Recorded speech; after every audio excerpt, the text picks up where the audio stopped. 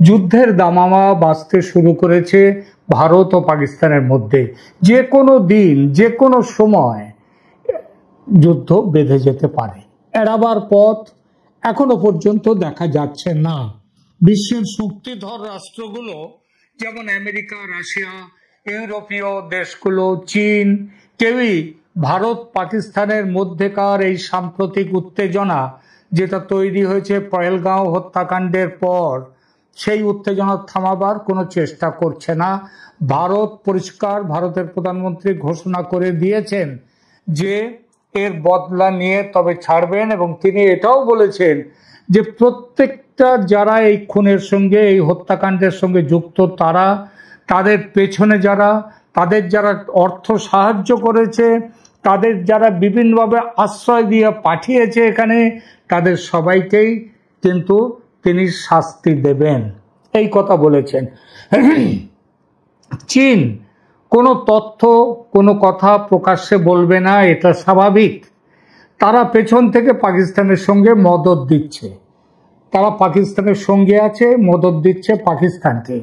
America, Russia ঘোষণা করে দিয়েছে তারা ভারতের সঙ্গে, ভারত যে ব্যবস্থা নেবে তারা তাকে সমর্থন করবে। বিশ্বের শক্তিধর দেশগুলোর এমন দৃঢ়ভাবে ভারতের পেছনে দাঁড়ানো একটা নতুন অভিজ্ঞতা, এবং এইটা আগে কোনোদিন এইভাবে দেখা যায়নি। দেখাই যাচ্ছে দুনিয়া জুড়ে শক্তির ভর কেন্দ্র পাল্টে গেছে। এর একটা বড় কারণ নতুন শক্তি কেন্দ্র হিসেবে মোদির আমলে ভারতের দ্রুত এগিয়ে আসা, ওপরে উঠে আসা। আমেরিকা রাশিয়ার মধ্যে শত্রুতার হ্রাস, সেটা একটা কারণ, এবং সন্ত্রাসবাদের বিরুদ্ধে দুনিয়ার দৃষ্টিভঙ্গি স্বচ্ছ হয়ে ওঠা, এটাও আরেকটি কারণ। একমাত্র চীন ও তুরস্ক ছাড়া এই মুহূর্তে পাকিস্তানের সঙ্গে কেউ নেই। এমনকি মুসলিম দুনিয়ার দেশগুলো, যে আরব দেশগুলো, যারা পাকিস্তানের প্রবল ভক্ত ছিল এক সময়, দুনিয়ার একমাত্র আণবিক শক্তিধর দেশ হিসেবে পাকিস্তান ছিল যাদের রোল মডেল, সেই সব দেশও এখন সরে গেছে পাকিস্তানের পাশ থেকে। এবং ওই সব যে মিডল ইস্টের দেশগুলো, ইসলামী দেশগুলো, তাদের কাছে ধর্ম নয়, এখন দেশ বড় হয়েছে তাদের কাছে। একমাত্র ব্যতিক্রম কেবল দুটি দেশ, একটি দেশের নাম আমি আগেই করেছি, টার্কি বা তুরস্ক, যার প্রধান হচ্ছেন এখন এরদোগান, যে দেশের একদা শাসক কামাল আতাতুর্ক ইসলামী বিশ্বে খলিফা প্রথার অবসান ঘটিয়েছিলেন। তার নিজের দেশকে ধর্মের কুপমণ্ডুকতা থেকে বার করে নিয়ে এসে জীবনচর্যায়, মননে আধুনিক করে তুলেছিলেন আজ থেকে প্রায় 100 বছর আগে। সেই দেশকে আবার ধর্মের বোরখায় মুড়ে দিতে চাইছেন বর্তমান শাসক এরদোগান। তিনি চাইছেন, স্বপ্ন দেখছেন, তিনি হবেন বিশ্বের নতুন, মুসলিম দুনিয়ার নতুন খলিফা। দ্বিতীয় যে মুসলিম দেশটি পাকিস্তানের পাশে দাঁড়িয়েছে, লুকোচুরি খেলার ছলে, চীনের কথা তো বলেইছি, এটা সে দেশ নয় যে দেশটি পাকিস্তানের পাশে দাঁড়িয়েছে এই লুকোচুরি খেলার ছলে, কখনো এই বলছে তো কখনো ওই বলছে, ঠিক প্রকাশ্যে নয়, আড়াল রেখে যা বলার বলছে। সেই দেশটি হলো বাংলাদেশ, যে দেশের বর্তমান শাসকরা ক্ষমতার বেওয়ারিশ দখলদার। ষড়যন্ত্রের উত্তরাধিকার হয়েছে তারা কিসের? তারা গণতন্ত্রের নয়, সভ্যতার নয়, অসভ্যতার এবং ষড়যন্ত্রের উত্তরাধিকারী। সাউথ ব্লকের গোপন খবর হলো ভারতের সঙ্গে আসন্ন যুদ্ধে পাকিস্তান যুদ্ধের দ্বিতীয় ফ্রন্ট হিসেবে বাংলাদেশকে ব্যবহার করতে চাইছে পাকিস্তান। অর্থাৎ ভারতের বিরুদ্ধে যুদ্ধের একটা রণাঙ্গন যেমন হবে পাকিস্তানের মাটি, তেমনি আরেকটি রণাঙ্গন হবে বাংলাদেশের মাটি। ইউনূস নাকি সে প্রস্তাবে সায় দিয়েছে, কারণ তিনি ভাবছেন পাকিস্তানের বলে বলিয়ান হয়ে এবং তার পেছনে চীন দাঁড়ালে তিনি এগিয়ে যেতে পারবেন, এবং তার নজরে এখনো আছে যে তিনি থাকবেন ওই যে গার্ডিয়ান অফ দ্য ওশান, এবং তাকে ব্যবহার করে চীন দখল করে নেবে 7 সিস্টার্স ভারতের। কেন এমন পরিকল্পনা পাকিস্তানের? তার বেশ কিছু কারণ আছে। ওই যে পরিকল্পনা মানে যে বাংলাদেশের মাটি হবে দ্বিতীয় একটি রণাঙ্গন পাকিস্তানের পক্ষে, কেন এটা করার অনেকগুলো কারণ আছে, তবে যার কয়েকটি প্রধান দু একটা কারণের কথা বলছি এবং কয়েকটি অপ্রধান কারণের কথাও বলবো। প্রথমে প্রধান কারণগুলোর কথা বলি। সবচেয়ে বড় কারণ যুদ্ধের ক্ষেত্রকে সম্প্রসারিত করে দেয়া। পাকিস্তান বড় দেশ নয়, যুদ্ধ বাঁধলে খুব তাড়াতাড়ি পুরো দেশটার উপরে আক্রমণ এসে যাবে এবং তাতে দেশ ধ্বংস হয়ে যাওয়ার সম্ভাবনা। কিন্তু যুদ্ধ যদি দূরবর্তী আরেকটি দেশে ছড়িয়ে দেয়া যায় তাহলে ভারতীয় সৈন্য, ভারতীয় রণসম্বরকে দুদিকে পাঠাতে হবে, সেখানেও তার শক্তি ভাগ করে দিতে হবে, ফলে পাকিস্তানের ওপর প্রেশার কমবে।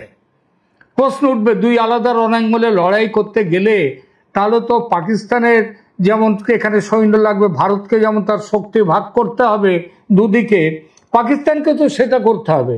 বরং বেশি অসুবিধা তো হবে পাকিস্তানের, কারণ দুই অংশের মধ্যে অনেকটা দূরত্ব রয়েছে তাদের, ভারতে পাকিস্তান এবং বাংলাদেশ, এদের মধ্যে একটা দূরত্ব। তাহলে লাভটা পাকিস্তানের কোথায় হবে? এই প্রশ্ন অনেকেই করতে পারেন এবং খুবই সঙ্গত প্রশ্ন। লাভটা হলো কি জানেন? লাভটা হলো লড়াইয়ের ক্ষেত্র যেটা বাংলাদেশে হবে সেখানে সে পাকিস্তানি সৈন্য থাকবে না, সেখানে শুধু পাকিস্তানি সেনার অফিসাররা থাকবে, সাধারণ সেনা থাকবে না। এখানে লড়াই করবে বাংলাদেশের লোক, বাংলাদেশের জঙ্গিরা, গাজা থেকে পালিয়ে আসা হামাস জঙ্গিরা, লেবানন থেকে চলে আসা হিজবুল্লাহরা। হিজবুল্লাহ মানেটা হচ্ছে আল্লাহর দল, আল্লাহর দল, আল্লাহর দল হচ্ছে হিজবুল্লাহ। তা আল্লাহর নামে প্রতিষ্ঠিত পবিত্র ভূমি পাকিস্তানের জন্য লড়তে প্রস্তুত এইসব ইসলামী সংগঠন এবং এই হামাস, এরা কিন্তু প্রচুর সংখ্যক তারা চলে এসছে, পাকিস্তানেও এসছে, বাংলাদেশেও এসছে, এখানে সে ঘাঁটি গেড়েছে এবং ইসরায়েল তারা মনে করে ইসরায়েলের সপক্ষে আছে ভারত, সুতরাং আমেরিকা এরা আছে, সুতরাং ভারতের উপরে আক্রমণে তাদেরকে দিয়ে আক্রমণ চালাবার ব্যবস্থা। এবং তারা জানেন তারা অলরেডি হচ্ছে, তারা ওখানে যুদ্ধে তারা পারঙ্গম, তারা যুদ্ধ করেছে, যদিও পালিয়ে এলো, যুদ্ধের নিয়ম কানুন সব তারা জানে, অস্ত্র চালানো জানে। এদের সঙ্গে থাকবে রোহিঙ্গাদের সংগঠন, আরসা ইত্যাদি যেসব সংগঠন। তবে একটা কথা হচ্ছে, বাংলাদেশের সেনা তারা কোন দিকে যাবে সেটা কিন্তু বোঝা যাচ্ছে না। তবে তারা পুরোপুরি না গেলেও তাদের একটা অংশ কিন্তু পাকিস্তানের হয়ে লড়াইতে নামবে, এটা নিশ্চিত। এই যে এত লড়াকু, এরা লড়তে পারবে পাকিস্তান যদি দ্বিতীয় রণাঙ্গন খোলে বাংলাদেশে। এই ব্যবস্থায় বড় লাভ হচ্ছে পাকিস্তানিদের জায়গায় মরবে বাংলাদেশিরা, পাকিস্তানের লোক মরবে না। সে মৃত্যু যদিও গৌরবের মৃত্যু, আল্লাহর প্রিয় পুত্র পাকিস্তানের জন্য যুদ্ধে মরা তো বেহেশতে যাওয়ার পাসপোর্ট। আরো একটা বড় কারণ আছে, ভারতের সঙ্গে চোখে চোখ রেখে কথা বলতে গেলে চাই পরমাণু শক্তিধর রাষ্ট্র হওয়া। এটা একটা সব থেকে বড় কারণের মধ্যে এটা। পাকিস্তানের কাছে সর্বনিম্ন 130 থেকে সর্বোচ্চ 170টি পরমাণু বোমা আছে। বাংলাদেশের রণাঙ্গন খুললে এখানেও 20-30টি অ্যাটম বোমা নিশ্চয়ই পাঠাবে পাকিস্তান। সেগুলো বাংলাদেশের কাছে গচ্ছিত থাকবে, বাংলাদেশ তাদের সযত্নে গুছিয়ে রাখবে, সেগুলো প্রয়োজনে ব্যবহার করবে। কিন্তু সব বোমা কি লাগবে ব্যবহারে? না লাগতেও পারে, 2-10টা বাঁচবে না, সেগুলো রেখে দিলেই ভারতকে দাবিয়ে রাখা যাবে। এটাই মিয়া ইউনুস ও তার জঙ্গি ভাইদের প্ল্যান, যে ফোকটে পাকিস্তান থেকে কিছু পরমাণু বোমা পাওয়া যাবে এবং সেগুলোর ভয় দেখানো যাবে ভারতকে। দেখুন, অ্যাটম বোম কোনো চাল, গম, আলু, পেঁয়াজের মতো দ্রব্য নয় যে বাজার করার মতো থলি ভর্তি করে আনবেন, রান্নাঘরে রাখবেন, তারপর ব্যবহার করবেন।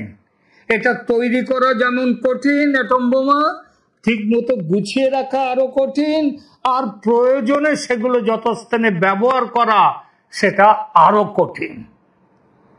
3 বছর ধরে রাশিয়া ইউক্রেনের যুদ্ধ হচ্ছে, ইউক্রেনের কাছে তো প্রচুর বোমা, এই রাশিয়ার কাছে তো প্রচুর বোমা আছে, পরমাণু বোমা, ব্যবহার করছে না কেন? ব্যবহার করছে না, তার একটা কারণ আছে, এটা বোঝাই যায়। একটা ভয়ঙ্কর বিধ্বংসী যে জিনিসটা, সেটা চাইলেই ব্যবহার করা যায় না। তার যেটা হচ্ছে, সোভিয়েত ভাগ হওয়ার পরে সবচেয়ে বেশি অ্যাটম বোমা ছিল কার কাছে জানেন? কোন দেশের কাছে সবচেয়ে বেশি অ্যাটম বোমা? সোভিয়েতের সমস্ত অ্যাটম বোমাগুলো রাখা ছিল আজকের যেটা ইউক্রেন, সেই ইউক্রেনে। আজ ইউক্রেনের কাছে একটাও অ্যাটম বোমা নেই, কারণ অ্যাটম বোমার ব্যবহার করা, তাদেরকে গুছিয়ে রাখা, এই সবগুলো তাদের অজানা ছিল, তারা এগুলো পারত না। যদি সেই অ্যাটম বোমা তারা নিজেদের কাছে রেখে দিত এবং ঠিকমতো গুছিয়ে না রাখলে, তারা হয়তো নিজেরাই ধ্বংস হয়ে যেত ইউক্রেন। সুতরাং ওই সেই একেবারে আছে না শাস্ত্রে, হিন্দু শাস্ত্রে, ভস্মাসুর সিন্ড্রোম। তা এই যে অ্যাটম বোমা, এটাও কিন্তু হচ্ছে এক ধরনের ভস্মাসুর। এটা মাথায় রাখলে, সেটা কিন্তু যার মাথায় হাত রাখবে, যার কাছে থাকবে, তার নিজের মরণও হতে পারে। এখন তাই ইউক্রেন কি করেছিল? তাই রাশিয়ার হাতে সব তুলে দিয়েছিল। এখন রাশিয়া মালিক, কিন্তু থাকলেই বা লাভ কি? ব্যবহার করা তো যায় না অ্যাটম বোমা। এটা শুধু বলা যায়, হ্যাঁ আমার আছে, দরকারে আমি লাগাতে পারি, এইটুকু। এবার পাকিস্তানের পরমাণু বোমার কথায় আসি। আমেরিকা যুক্তরাষ্ট্র কি করেছে জানেন? কি করছে? তাদের ভেতরের কথা তারা গোপনে কি করে, সেটা আমাদের দেশের গোয়েন্দা সংস্থারাও জানে। তাদের কাছে এই সমস্ত সংবাদ সবগুলো এদের কাছে পাঠানো আছে। আমেরিকা যুক্তরাষ্ট্র 2011 সাল থেকে পাকিস্তানের পরমাণু বোমা যেখানটা রাখা আছে, সেই জায়গাটা ধ্বংস করার কাজ করার জন্য ব্যস্ত, বা গায়েব করার জন্য ব্যস্ত, বা ডিঅ্যাক্টিভেট করে দেওয়ার জন্য ব্যস্ত। সেজন্য পাকিস্তান করেছে কি, পাকিস্তান ওই আমেরিকা যাতে এগুলো না করতে পারে, এই জন্য খুব সংগোপনে গুছিয়ে রেখেছে। আমেরিকার গোয়েন্দারা সেসব জায়গার খোঁজ পায়নি, কিন্তু খবর আছে। এবং পাকিস্তানের আশঙ্কা, এই গোপন ভল্ট কোথায় আছে সে খবর নাকি ভারত জেনে গেছে। ভারতের সবচেয়ে শক্তিশালী ক্ষেপণাস্ত্র সেগুলো যেদিকে পাকিস্তানে মুখ করা আছে, তার মধ্যে সব থেকে বেশি মুখ করা আছে যেখানটা এই পারমাণবিক বোমা তারা গুছিয়ে রেখে দিয়েছে পাকিস্তান। তো এর ফলে এই খবর পাওয়ার পরে, মানে যে কোনো মুহূর্তে ভারত প্রথম আক্রমণ করবে পাকিস্তানের পরমাণু ভান্ডারে। এবং এই খবর পাওয়ার পর থেকে পাকিস্তানের পরমাণু দপ্তরের কর্তাদের চোখের ঘুম চলে গেছে। চীন করেছে কি, চীন তাদের পরমাণু বোমা অতল সমুদ্রের তলায় সাবমেরিনে, বিশেষভাবে নির্মিত সাবমেরিনে গুছিয়ে রেখে দিয়েছে। এবং সেটা জানতে পেরে পাকিস্তানিরা করেছে কি, সেই সাবমেরিন কিনতে চেয়েছিল। চীন পাকিস্তানকে সাবমেরিন বিক্রি করেছে, কিন্তু ওই বিশেষ ব্যবস্থার সাবমেরিন দেয়নি। এতে পাকিস্তান খুব ক্ষেপে গেছে বলে সংবাদে প্রকাশ। যাই হোক, এটাই আসল কারণ যে পাকিস্তান কিছু বোমা পাকিস্তান থেকে এনে সরাতে চায়, এনে বাংলাদেশে মজুত করতে চায়, এবং তার জন্য বাংলাদেশের সঙ্গে সম্পর্ক যেরকমভাবে তৈরি করার সেটা করতে চায়। বাংলাদেশের জঙ্গিরা তারা চাইছে কি, এভাবে পাকিস্তানের কাছ থেকে যদি অ্যাটম বোমা পাওয়া যায়, তাহলে তো তাদের পোয়া 12, এবং সেই সম্ভাবনায় তারা একেবারে আহ্লাদে আটখানা। এবার ভারতকে ঢিট করা যাবে। এটা বুঝছে না যে ভারত বোমা মারলে পাকিস্তান মরবে না, মরবে বাংলাদেশি। কারণ ভারতও তো বোমা আছে, অ্যাটম বোম, এবং শক্তিতে সেগুলো পাকিস্তানের থেকে অনেক বেশি শক্তিশালী, এটাও মনে রাখতে হবে। এবং কিন্তু পাকিস্তানের লাভটা হলো যে ভারতে বোমা পড়লে, বাংলাদেশের মাটি থেকে ভারতে পরমাণু বোমা ছড়লে, সেটা ছোড়ার আগেই হয়তো বাংলাদেশে গিয়ে ভারতের অ্যাটম বোমা পড়বে, এবং সেটা পড়লে মরবে কারা? পাকিস্তানি মরবে না, মরবে বাংলাদেশি। সেটাই লাভ পাকিস্তানের। দ্বিতীয় বড় কারণ, 71-এর হারের বদলা নিতে গেলে বাংলাদেশে রণাঙ্গন খুলতে হবে। সেদিন যেখানকার মানুষদের, অর্থাৎ পূর্ব পাকিস্তানের বাঙালিদের সঙ্গে নিয়ে পাকিস্তানকে হারিয়েছিল, আজ সেই একই জায়গার মানুষ, সেই একই পূর্ব পাকিস্তান সে সময়ের আজকের বাংলাদেশের মানুষদের সঙ্গে নিয়ে ভারতকে হারাতে পারলে বদলা নেওয়াটা কাঁটায় কাঁটায় হয়ে যায়। এই লড়াইয়ে বাংলাদেশকে সঙ্গে পেলে ৭১-এর স্মৃতি বিস্মৃতির গহ্বরে পুরোপুরি ফেলে দেয়া যায়, বিসর্জিত হয়। তৎকালীন পাকিস্তানি প্রেসিডেন্ট ইয়াহিয়া খান, তার আত্মা নাকি সেই যে শকুনটা, একটা শকুনের গল্প আছে জানেন তো, ইয়াহিয়া খান যাচ্ছেন, তিনি যাচ্ছেন এবং তো ওখানকার যে তার সঙ্গে রয়েছেন পাকিস্তানের তৎকালীন সেনাপতি, তো তিনি যখন যাচ্ছেন তারা যখন তাদের রাস্তার উপরে একটা, যেদিন লড়াইটা তার আগের দিন, রাস্তার উপরে একটা শকুন এসে তার পথ আটকায় তাদের গাড়ির, এবং অত বিশাল গাড়ির লাইন থাকলেও শকুনটা সেখান থেকে সরেনি, এবং সেখান থেকে বলা হয়েছিল শকুনটাই হচ্ছে অশুভ, ওকে সাবধান করে দিতে এসেছিল, কিন্তু ইয়াহিয়া খান শোনেননি, যুদ্ধে তিনি হেরে যান।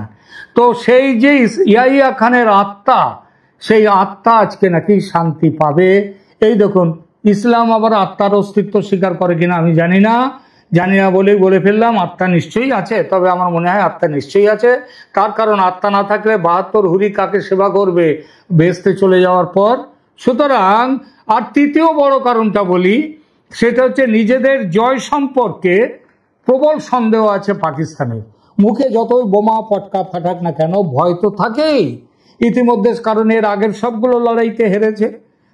ইতিমধ্যে সেনার বড় কর্তাদের পরিজন বলবো না, তাদের অনেকে পাকিস্তান আছে, তাদেরকেও বাঁচাতে হবে বলে বাংলাদেশে যুদ্ধটা নিয়ে আসার খুব চেষ্টা হচ্ছে। যাই হোক, সেনার বড় কর্তাদের পরিবাররা তারা কিন্তু উড়ে গেছেন ইংল্যান্ডে, আমেরিকায়, যাতে যুদ্ধের ঝামেলা না পোহাতে হয়, নিজেদের যান বাঁচানো যায়। খবর পাচ্ছি গতকাল থেকে আসিম মুনির, পাকিস্তানের সেনাপ্রধান, তিনিও নেই পাত্তা, খোঁজ পাওয়া যাচ্ছে না। না স্যার, মিথ্যে বলছি না, মিথ্যে নয়, এই খবর যেটা বললাম সেটা গুজব হোক বা খবর যাই হোক না কেন, সেটা ছেয়ে গেছে পাকিস্তানের মিডিয়াতে। ভারতের মিডিয়া সেখান থেকে দু একটা সূত্র উদ্ধার করে কেবল খবর দিচ্ছে। দেখুন এরকম একটা খবর, দেখুন, দেখছেন ছবিটা, দেখুন লেখা আছে, where is Pakistan army chief Asim Munir, Pak PMO post Abbottabad group photo amid MIA buzz. মানে mainstream media, social media, সবখানে এই একটাই ট্রেন্ডিং নিউজ দাবানলের মতো ছড়িয়ে পড়েছে, আসিম মুনির হ্যাজ ফ্লেড, পাকিস্তান ছেড়ে পালিয়ে গেছে। পাকিস্তানিরা এমন ট্রোল শুরু করেছে যে শেষ পর্যন্ত প্রাইম মিনিস্টার শেহবাজ শরীফ তিনি তার দপ্তর থেকে ছবি সহ বিবৃতি দিয়ে বলেছেন যে আসিম মুনির দেশেই আছেন। এই দেখুন সেই প্রেস রিলিজটা, এই দেখুন, সেটাও এক চমক, দেখুন, দেখছেন, তিনি বলছেন যে এই দেখুন বসে রয়েছে আমরা অ্যাবোটাবাদে, যে সেনা তাদের যে সেখানটায় যারা শিক্ষা নিচ্ছে তাদের শিক্ষার্থীদের সেখানে তারা সবাই রয়েছেন, এবং এখানে প্রধানমন্ত্রীও আছেন, আসিম মুনিরও আছেন, দেখেছেন। কিন্তু এই কথাটা শেহবাজ শরীফ বললেও পাকিস্তানিরা মানছে না, বলছে এই ছবি কারিগরি করে, ক্যামেরার কারসাজি করে, এডিটিং এর কারসাজি করে বানানো হয়েছে, ফেক ছবি। এটা কিন্তু ভারতের অপপ্রচার নয়, এটা পাকিস্তানের মানুষ বলছে। বাংলাদেশের ভাই বন্ধুরা বুঝছেন তাহলে পাকিস্তানি প্ল্যানের পেছনের কাহিনী। তবে একটা কথা বলি, ভারতও কিন্তু চাইছে পাকিস্তান দ্বিতীয় রণাঙ্গন খুলুক বাংলাদেশে। কেন জানেন? কারণ পাকিস্তানের রণাঙ্গনে সেখানে তো এবার POK, পাক অকুপায়েড কাশ্মীর, সেটা ভারত দখল করে নেবে। কিন্তু এই সঙ্গে যদি বাংলাদেশের রণাঙ্গন হয়, তাহলে এই রংপুর, চট্টগ্রাম, আরো 2-4টে খুচকাছে এদিক ওদিক, সেই জায়গাগুলোকেও ভারতের পেছনে নিয়ে আসা যায়। ওই যে আছে না শিলিগুড়ি করিডর, চিকেন স্নেক, সেটাকেও বড় করে নেওয়া যায় যদি চট্টগ্রামটা, যদি রংপুরটা পাওয়া যায়। ঠিক আছে, সুতরাং এইগুলোকেই রংপুর এবং চট্টগ্রাম দখল করার জন্য ভারতের একটা অজুহাত পাওয়া, ওই যে এরা পাকিস্তানের হয়ে লড়ছে, এই অজুহাত পাওয়াটা ভারতের পক্ষে কাজে আসবে। Doctor Mohammad Yunus, Nobel laureate, পাকিস্তানের এই দুঃসময়ে আপনি দয়া করে দাঁড়ান পাকিস্তানের পাশে, বাংলাদেশকে করে তুলুন ভারতের বিরুদ্ধে পাকিস্তানের দ্বিতীয় রণাঙ্গন। এটাই রণাঙ্গন করলে ৭১-এর স্মৃতি তাকে তুলে দেওয়ার কাজটা, যেটা আপনি পেছন দিকে বলেছিলেন না যে ডিলিট করে দিয়ে দেবেন, তো সেই ডিলিট করে দেওয়ার কাজটা সহজ হয়ে যাবে। আপনি দয়া করে বাংলাদেশকে পাকিস্তানের দ্বিতীয় রণাঙ্গনের প্রস্তাবে সাড়া দিয়ে কাজগুলো করুন। হ্যাঁ, বাংলাদেশের সাধারণ মানুষের জন্য অবশ্যই কষ্ট হয়, আমার কষ্ট বাংলাদেশের সেই সাধারণ মানুষদের জন্যে, কিন্তু উপায় কি? সেই না কথায় কথায় একটা কথা আছে না, রাজায় রাজায় যুদ্ধ হয়, উলু খাগড়ার প্রাণ যায়। সুতরাং প্রাণ তো কিছু যাবেই।